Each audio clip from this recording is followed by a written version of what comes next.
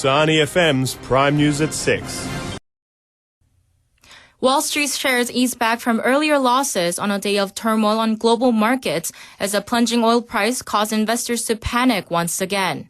The Dow Jones and S&P 500 indexes closed 1.56% and 1.2% down, after tumbling more than 3% earlier. The main European stock exchanges also slid to a 15-month low.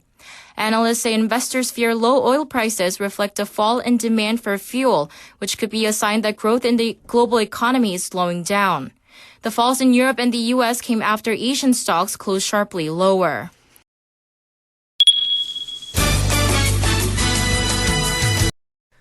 A recent report showed that 5.4 fires broke out per day on average in Busan last year, and a fire truck was dispatched to the scene of a fire every 4 hours and 40 minutes.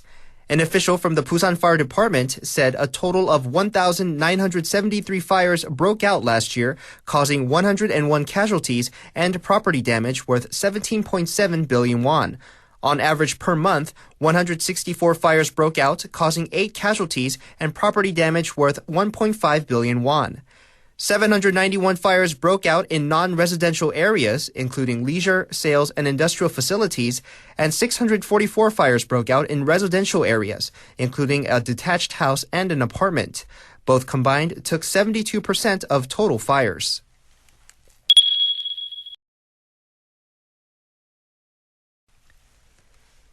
Universities in Busan are quickly getting rid of art departments, according to the recent restructuring policy for universities by the Ministry of Education. Shilla University recently decided to remove the departments of dance, music, and arts and finish their restructuring process by the end of this month. Prior to this, Gyeongsang University decided not to enroll new students into their dance departments starting next school year, with 30 dance majors this year being their last.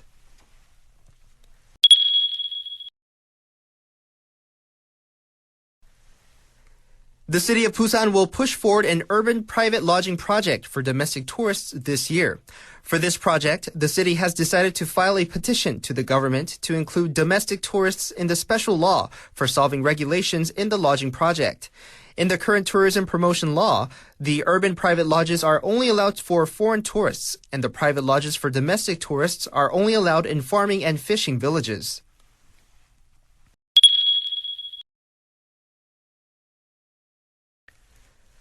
Marina facilities with mooring for leisure ships, including yachts, restaurants, and accommodations will be created at the Nakdong River as early as next year. The Ministry of Oceans and Fisheries plans to carry out a study on the activation of the River Marina project beginning in October of this year. After the study results are concluded, they will begin inviting contractors for the project and commencing infrastructure construction work. The Hwamyeong Samlak district around Kupo Bridge at the Nakdong River is currently being considered as the best place for the facilities, as the district has an expansive width of the river, a fine view, and a large population around the Hwamyeong new town.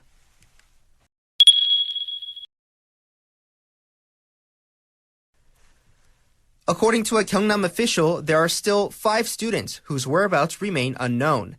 An official from the Gyeongnam Office of Education said that 4 students in Changwon and 1 in Gosong are still missing.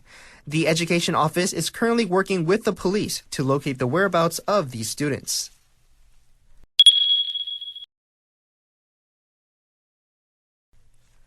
The former honorary president of Mongo Foods, Kim Man-sik, who evoked public criticism due to his power trip, including an assault on his personal driver, is receiving a police investigation today.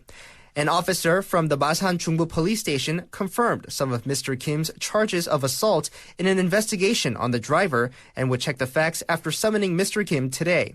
The Changwon branch office of the Ministry of Employment and Labor will also summon Mr. Kim to the office within the week to confirm whether Mr. Kim did assault his personal driver.